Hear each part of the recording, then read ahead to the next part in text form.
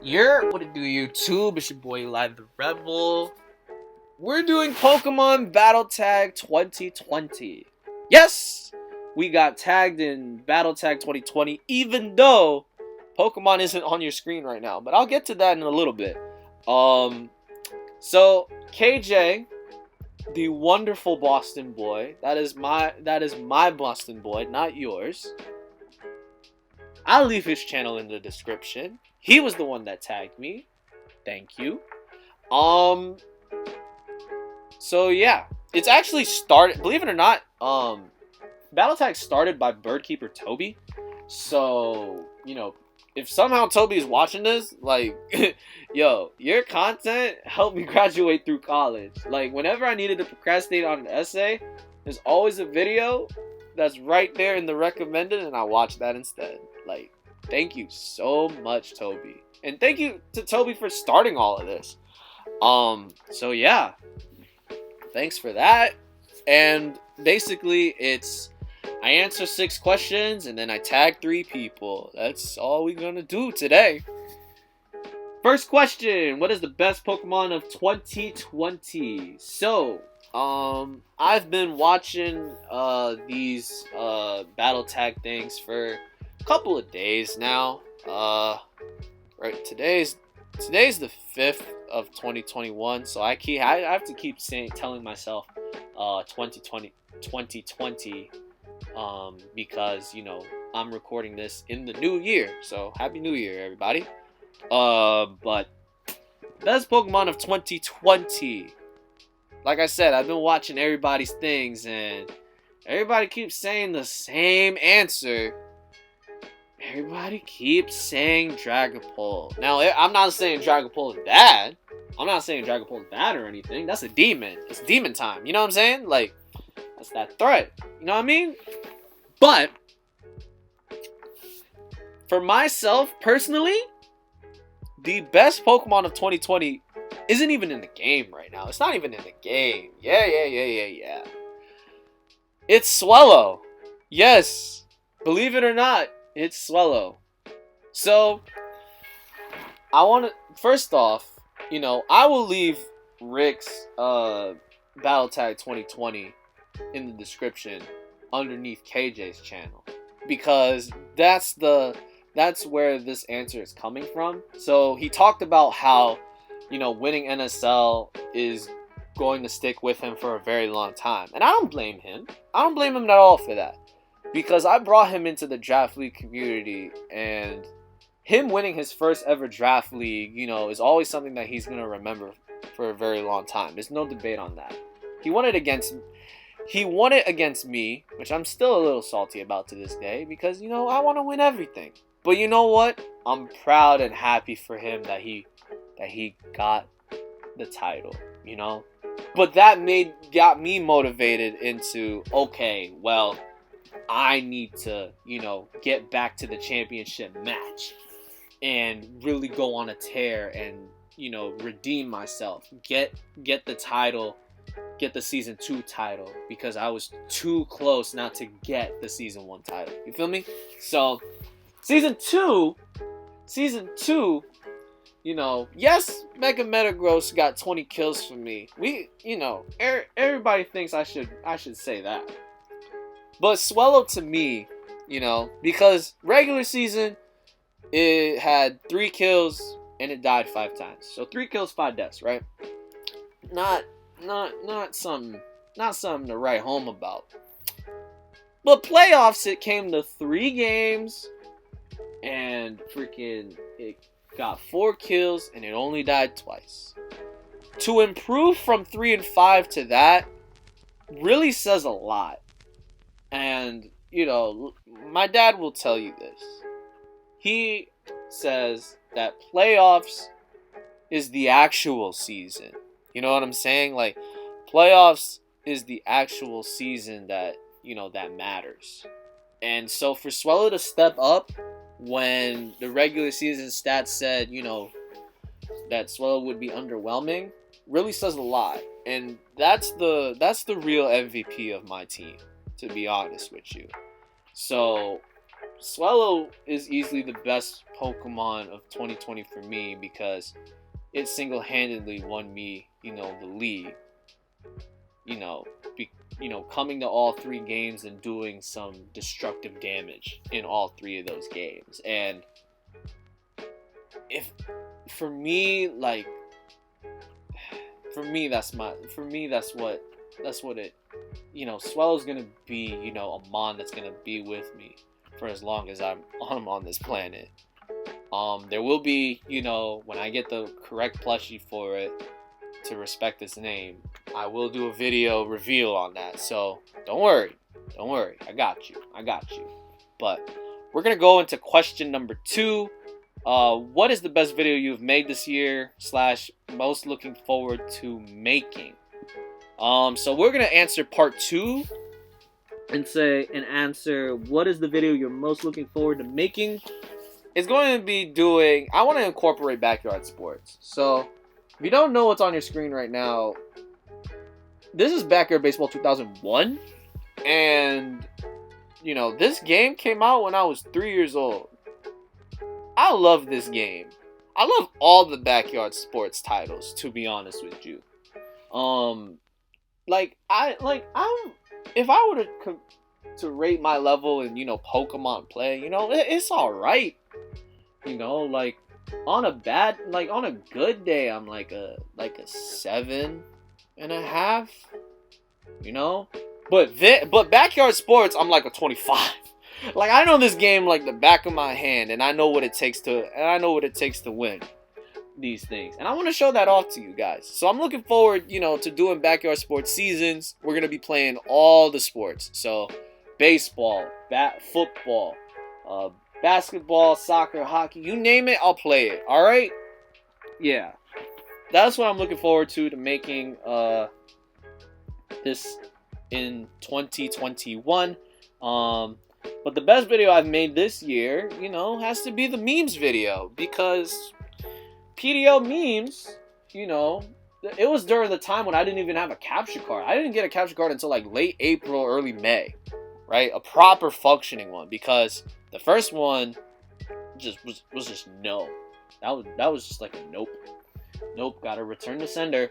But, I didn't get my actual capture card until late April, early May. So I was doing, memes videos in the meantime, and people loved it. I don't know how, because I was just putting them together on an iMovie timeline. In fact, I'm making this video right now on an iMovie timeline. But people still watch it. People still love it. I don't get it. But, you know what?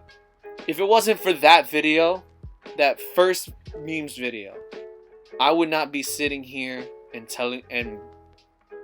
doing YouTube the way I do YouTube right now. I just wouldn't do it. So, yeah. That's the best video I've made in 2020. PDL Jab, but it's just memes. And we go to question number 3. What can your viewers expect from you in 2021? I kind of touched upon this a little bit, but backyard sports is going to be, I'm trying to incorporate that with, I have 2 Wi-Fi leagues going right now, and I'm covering NDL. Not covering my battles in NDL, but just everyone's battles as a whole. As we already did the game show no one asked for, which was great. And then we're gonna be doing, top 5 body bags. That's gonna be a blast to do. But that's what y'all can expect this year in 2021. When we get, a lot of everything's been, about, I don't want to play this, I don't want to play that. When we get the sub count going, if for some reason we hit 100 plus, I'll start doing straw polls and ask y'all okay, what y'all want to see me play next? I'll do that I'll do that when that time comes. But for now, I'm just gonna be playing whatever the heck I want to play. You feel me?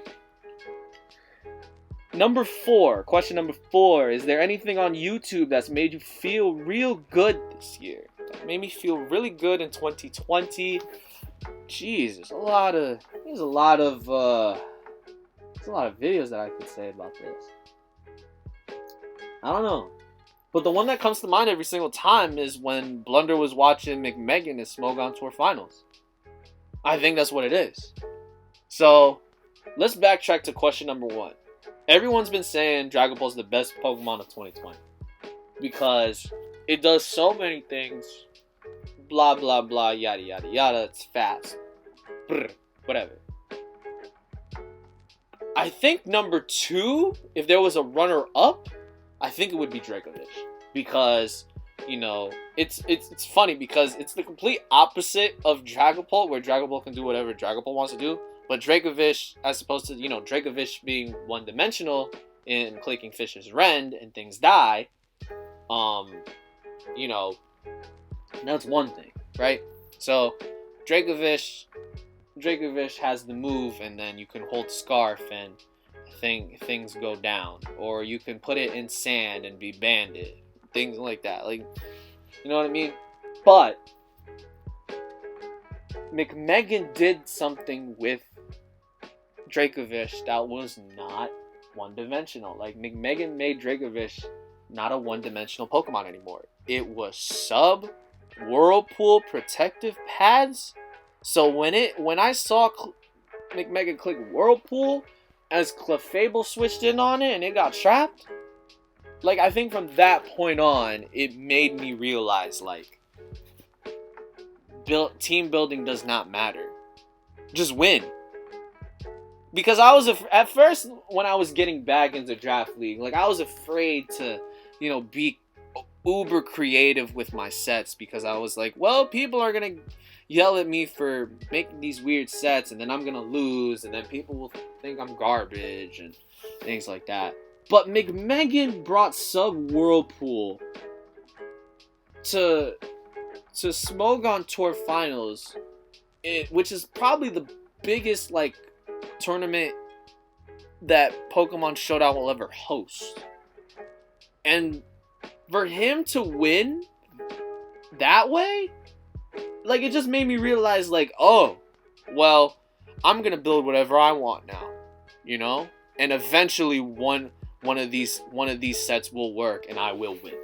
Like, that's my mindset now when I'm building. Like, I'll think about whether a set is bad or not, but, like, I don't, like, now I just don't care whether, like, people will judge me whether the set is bad or not. Because, again, in competitive Pokemon, you're trying to win the game. You're trying to win.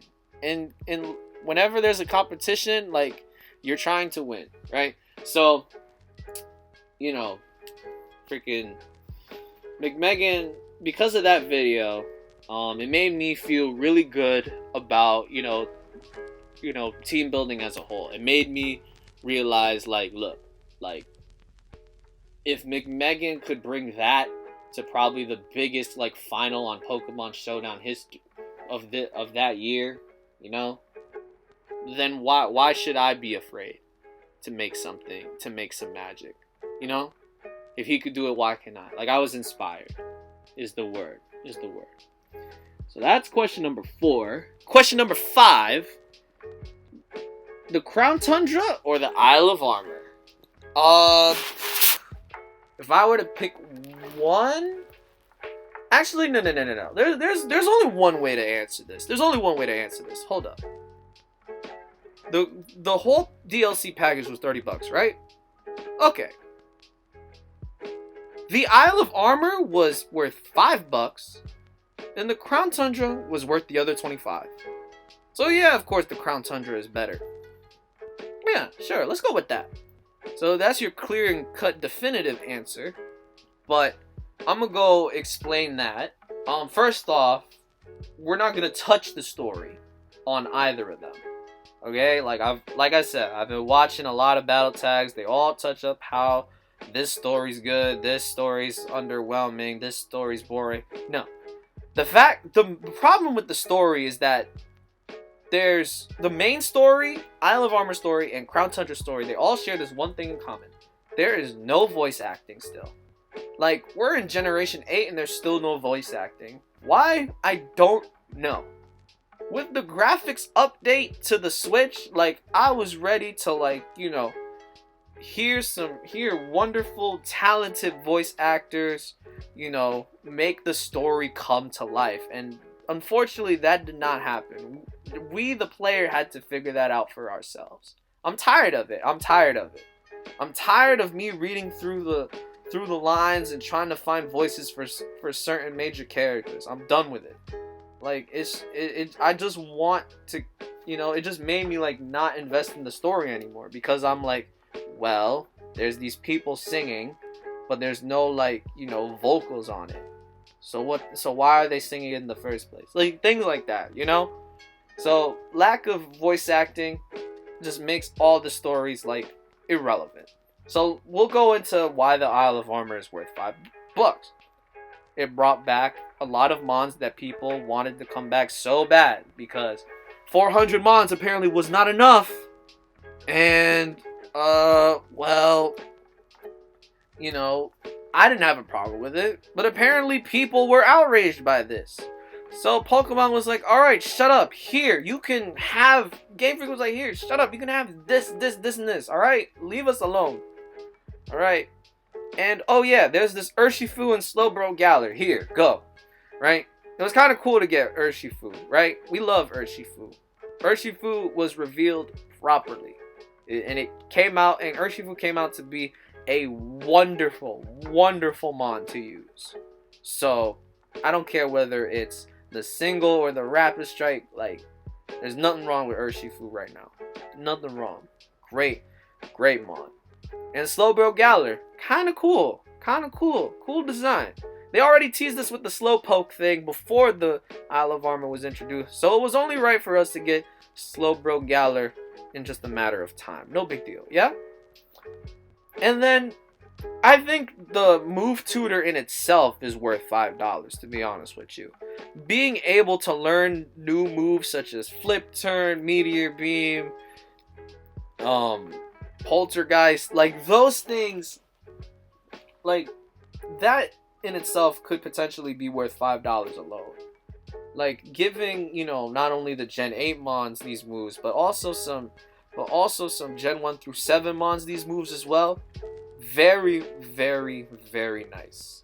So that's why, so those two things are that make the Isle of Armor worth it for $5. Yeah.